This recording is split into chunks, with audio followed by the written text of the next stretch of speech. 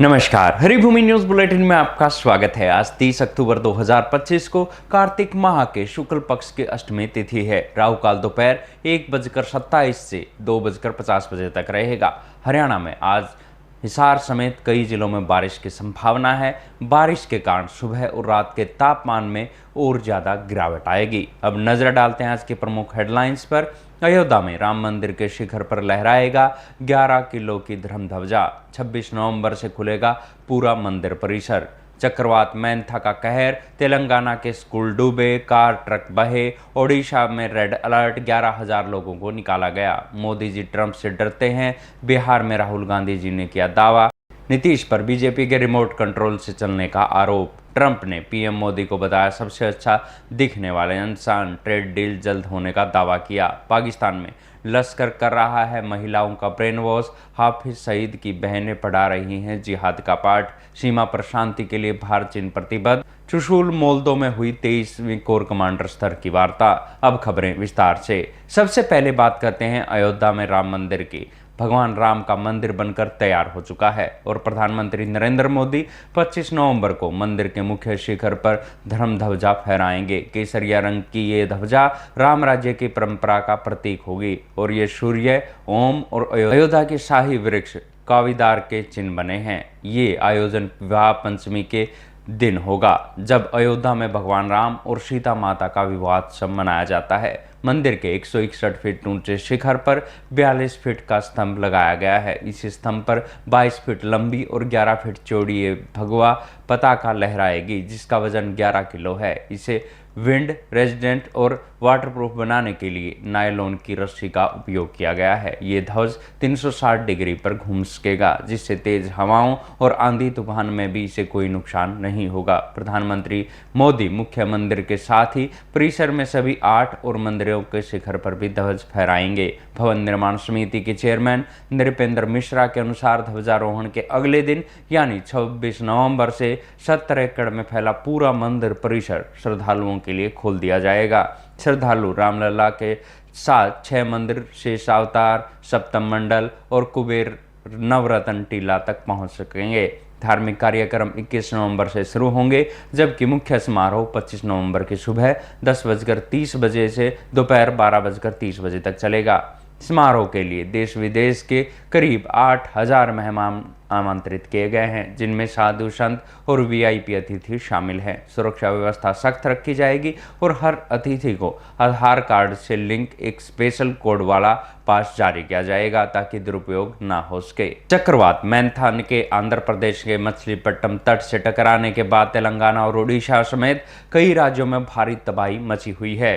तेलंगाना के महबूबाबाद जिले में डोरनकल रेलवे स्टेशन पर पानी भरने से गोलकुंडा एक्सप्रेस और कोंकण एक्सप्रेस में 2 ट्रेनें रोकनी पड़ी। खम्मम में पानी की तेज बहाव से एक लॉरी बह गई जबकि नागरकुल्लम के पिछले पुल को पार करते समय एक कार बह गई। नालगोंडा में स्कूल डूबने के बाद बच्चों को सुरक्षित बाहर निकाला गया। आंध्र प्रदेश के मछलीपट्टनम में चक्रवात का लैंडफॉल मंगलवार रात 7:30 बजे से 5:30 बजे तक चला। इस दौरान हवा की रफ्तार 110 किलोमीटर प्रति घंटा तक पहुंच गई। मुख्यमंत्री एन चंद्रबाबू नायडू ने राज्य में 2 लोगों की मौत की पुष्टि की है। तूफान आज सुबह ओडिशा के गंजम पहुंचा जहां हवा की रफ्तार 80 से 100 किलोमीटर प्रति घंटा रही। ओडिशा के 8 जिलों में भारी बारिश का अनुमान है। राज्य सरकार ने एहतियात के तौर पर 11,000 लोगों को सुरक्षित स्थानों पर निकाला है और एनडीआरएफ की 5 टीमें तैनात कर दी गई है। कांग्रेस नेता राहुल गांधी ने बुधवार को बिहार के मुजफ्फरपुर और दरभंगा में चुनावी सभाओं को संबोधित किया जहां उन्होंने प्रधानमंत्री नरेंद्र मोदी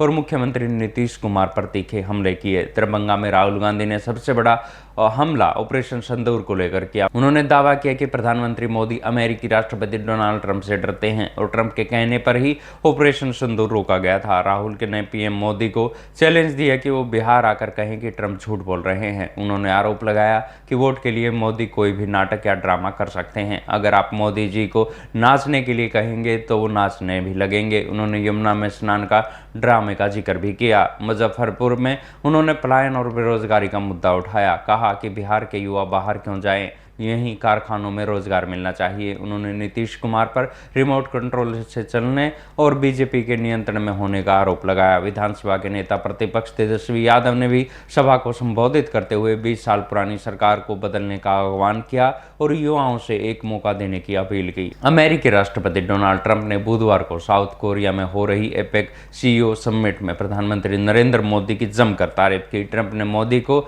नाइसेट लुकिंग गाय यानी सबसे अच्छा दिखने वाला इंसान बताया। उन्हें किलर तथा टफ एज हेल यानी बाहर से सॉफ्ट और अंदर से मजबूत कहकर उनके नेतृत्व क्षमता को कॉम्प्लीमेंट दिया। ट्रंप ने यह भी दावा किया कि भारत के साथ ट्रेड डील जल्द ही संपन्न होगी। हालांकि वाणिज्य मंत्री पीयूष गोयल ने हाल ही में कहा था कि भारत जल्दबाजी में या फिर सिर पर बंदूक रखकर कोई ट्रेड डील नहीं करेगा। ट्रेड डील के मुख्य अड़चन अमेरिका डेयरी सेक्टर है, जिसे भारत में आयात की अनुमति नहीं मिल रही है क्योंकि भारतीय सरकार को स्थानीय किसानों के नुकसान और धार्मिक भावनाओं की चिंता है। इसके अलावा ट्रंप के भारत पाकिस्तान तनाव का भी जिक्र किया। उन्होंने दावा किया कि जब दोनों देश लड़ रहे थे तो उन्होंने 250% टैरिफ लगाने की धमकी दी, जिसके बाद दोनों देशों ने सीज फायर पर सहमति जताई। उन्होंने पाकिस्तान के प्रधानमंत्री शहबाज शरीफ और फील्ड मार्शल आसिम मुनीर की भी जमकर तारीफ की। पाकिस्तान में आतंकी संगठन लश्कर तोयबा से जुड़े धार्मिक नेटवर्क ने